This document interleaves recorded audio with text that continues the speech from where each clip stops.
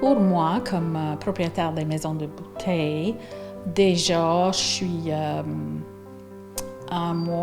presque un mois en retard pour mon ouverture. Il fallait que je retarde mon ouverture pour décider premièrement si j'allais ouvrir, en prenant en considération toutes les possibilités de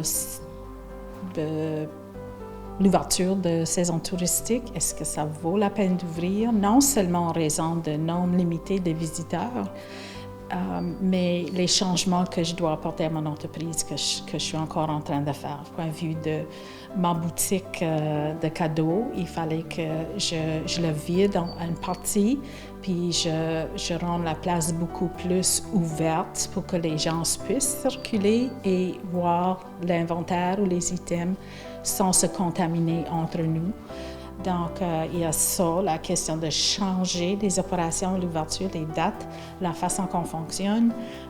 Mes employés qui vivent toute l'année longue sur le salaire qu'ils vont faire ici pendant 3, 4, 5 mois, puis là, le reste de l'année, ils ont leur chômage. Est-ce qu'ils peuvent faire leur chômage? Est-ce qu'ils vont avoir quoi à vivre pendant l'hiver? Est-ce qu'ils vont avoir assez de revenus? Ça m'inquiète beaucoup.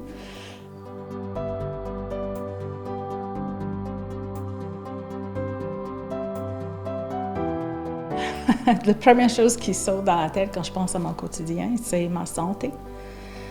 Parce qu'à l'âge que j'ai, quand j'ai acheté cette entreprise ici, c'était un projet de pré-retraite ou semi-retraite. On était très contents et très honorés d'avoir acheté l'entreprise qui joue un rôle tellement important dans notre communauté, comme employeur et comme endroit, destination et tout.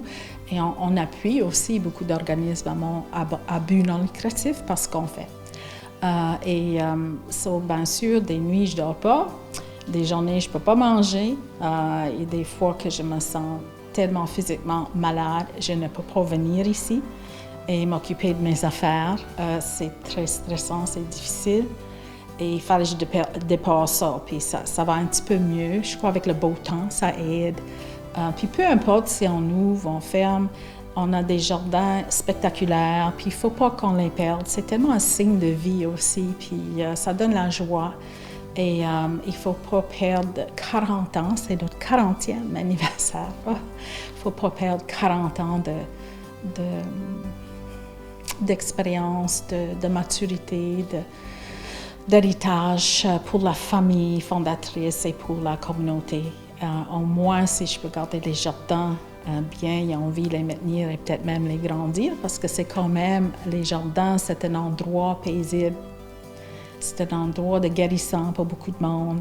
Ça apporte beaucoup de joie. C'est peut-être plus l'avenir pour l'entreprise. C'est qu'est-ce qu'on peut faire dehors pour vraiment créer un oasis, un petit paradis de joie, de santé et de relaxation pour des gens. Je vois très clair, c'est une possibilité. Comment est-ce qu'on va le faire et comment est-ce qu'on va vivre ça, c'est une autre chose.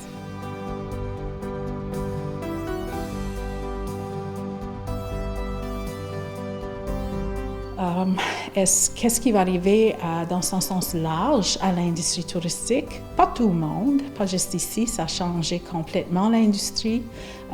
Question de transport, est-ce qu'on va voyager en avion? Est-ce que les entreprises de voyage par avion vont réouvrir? Si oui, à quoi ça va ressembler? Est-ce que le pont va ouvrir? Qu'est-ce qui va arriver en général à l'industrie touristique? L'expérience touristique change.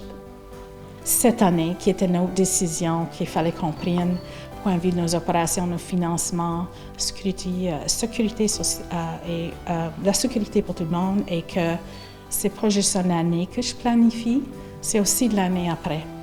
Et possiblement un autre 2 ans. Qu'est-ce que ça va rassembler, mon entreprise? Quelle sorte de choses que je devrais changer par la nature, son fonctionnement, son offre de services ou d'expérience pour être en mesure de fonctionner, créer un revenu et des emplois et avoir une entreprise dans l'époque de COVID. Ce n'est pas évident.